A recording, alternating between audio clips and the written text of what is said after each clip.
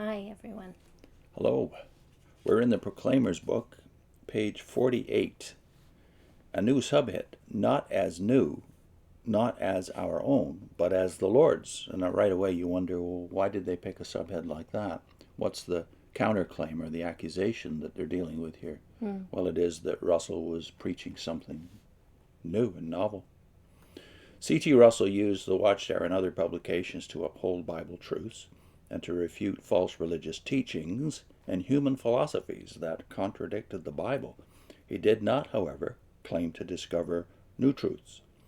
From the latter part of the 18th century, many ministers and Bible scholars had been exposing the false teachings of the immortality of the soul and eternal punishment for the wicked. This expose had been thoroughly reported in the book Bible versus Tradition by Aaron Ellis, originally published in England and then in the United States in 1853 by George Storrs. But no one at that time did more than C.T. Russell and his associates to make this truth known. What about other Bible doctrines that were discussed in the Watchtower and other publications? Did Russell take full credit for uncovering these gems of truth?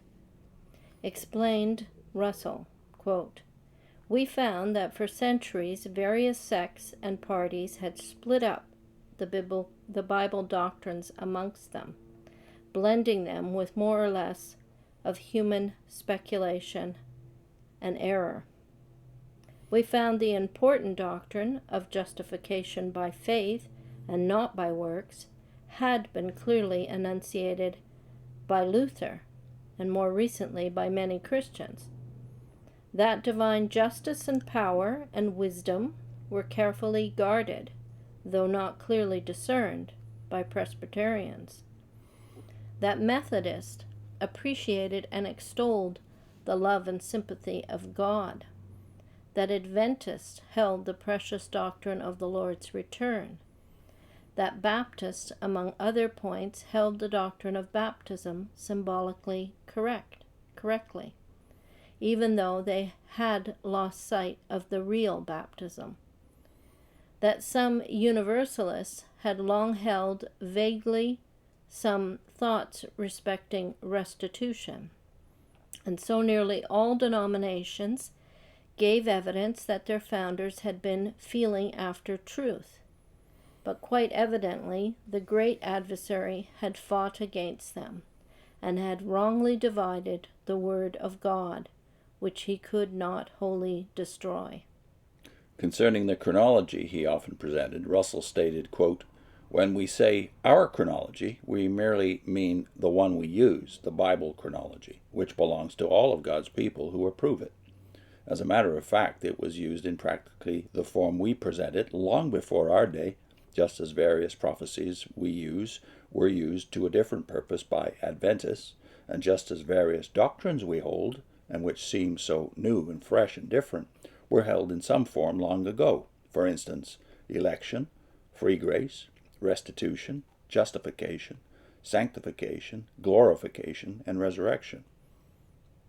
Then how did Russell perceive the role that he and his associates played in publishing scriptural truth? He explained, quote, "Our work has been to bring together these long scattered fragments of truth and present them to the Lord's people, not as new, not as our own, but as the Lord's. We must disclaim any credit even for the finding and rearranging of the jewels of truth." He further stated, "The work in which the Lord has been pleased to use our humble talents and has been less a work of origination than of reconstruction, adjustment, harmonization." Russell thus was quite modest about his accomplishments. Nevertheless, the scattered fragments of truth that he brought together and presented to the Lord's people were free of the God-dishonoring pagan doctrines of the Trinity and immortality of the soul, which had become entrenched in the churches of Christendom as a result of the great apostasy. Like no one at that time, Russell and his associates proclaimed worldwide the meaning of the Lord's return and of the divine purpose and what it involved. What can you say except, again, the attempt is made at the beginning and the end to make Russell and his associates heroic in presenting these truths that, although other people had them, they apparently weren't bold enough to proclaim them. And so we're getting marks here for being more outspoken and loud than other denominations. If he's not discovering truth, but they've been mixed in with all the denominations, why don't they believe that now?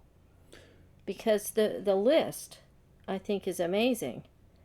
He says that Luther clearly enunciated doctrine of justification by faith and not by works. The reasoning book has a whole section for you to refute Christians on this doctrine. Yeah, that's right. Presbyterians get praised, Methodists get praised, especially for their extolling the love and sympathy of God, and Adventists about the Lord's return, Baptists about the doctrine of baptism. Yeah, I think it's a list of why we need all these denominations. But this idea that you have gathered all these precious truths together and you're proclaiming them all, and you're proclaiming them accurately compared to Christendom, obviously that's not borne out by even what we've seen so far. They've got a doctrine of the second presence, which is not true. They've got a doctrine of the atonement, which we saw last time, is not true even by their own standards. And yet we're supposed to believe that somehow this is a purification. Yeah. You made the point in one of the earlier paragraphs, the latter part of the 18th century, many ministers and Bible scholars had been exposing. So this work was already going on in terms of sifting the doctrines of Christendom. But there's something really conspicuous by its absence in these paragraphs, which is what unites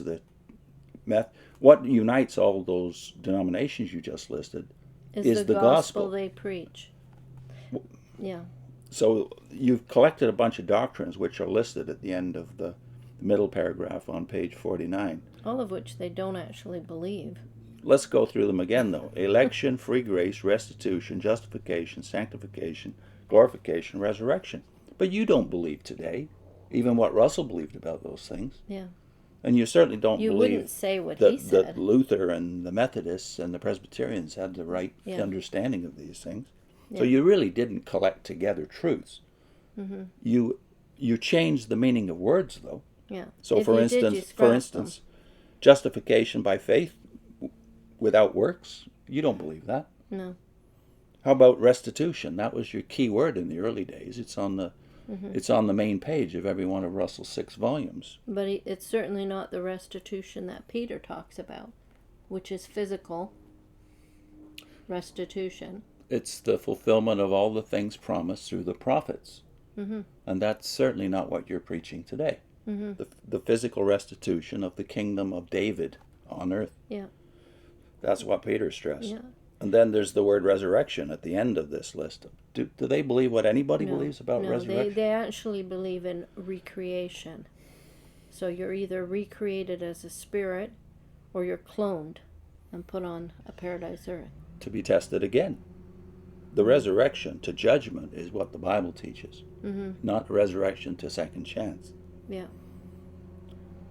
I also think, there's disqualifying the churches because they say, where is that? They say in the last paragraph we read that they had the scattered fragments of truth that they got from them, but they were free of God dishonoring pagan doctrines. And then they list 2, but they had others that they still kept, which they say are God dishonoring, like birthdays and Christmas and things like that. But they were still practicing all those things. Yeah. So does the application that they make that Christendom is out because of these God dishonoring, according to them, does it disqualify them? Because during part of that time they were believing things that they now call God dishonoring. That's right. That you could worship Christ. That's was one of them too. That's in the charter. Yeah. So you're right. Are the only 2 doctrines that are God dishonoring the Trinity and the immortality of the soul? Which not all Christians believe in. How about the 11 dates you set for the end of the world? Is that not God dishonoring? Yeah. Yeah. All the list of false prophecies, is that not God dishonoring? Does it not give God a black eye? And again, I guess it's just what they leave out of these paragraphs is more significant in the long run than what they say. So at least they acknowledge that they're getting a lot of their truths from Christendom, which that does bring up the question of how much truth do you have to have before you are the truth? Except now they don't believe those truths. So I don't know. It's a real mishmash here. It's fudging, like you used that word, I think, in one of your very first videos. Yeah. Fudging. It's the Watchtower's PR department, and this Proclaimer's book, we've said before in the very first video, is a masterpiece of propaganda in the way it's able to fudge the past, so that even what you did wrong is presented somehow as worthy of praise. For instance, in the very last sentence, like no one at that time, Russell and his associates proclaimed worldwide the meaning of the Lord's return and of the divine purpose and what it involved. Well, you know, if you know their early material, that they didn't just preach the meaning of the things, even though they got some of that wrong. They by had later dates standards. attached to it. Everything's attached to dates, which they called God's dates. So that, to me, makes a mockery of the idea, well, of the title. Yeah. Again, not as new, not as our own, but as the Lord's. They're proclaiming these things as the Lord's teaching. Yeah, that's a black eye to God, because you were wrong. It's blasphemy. So is C.T. Russell modest? Well, he looks more modest, let's just say that, in the early days. But we know later on he was quite willing to be called The FDS. the FDS, the sole dispenser of biblical voice truth. of God.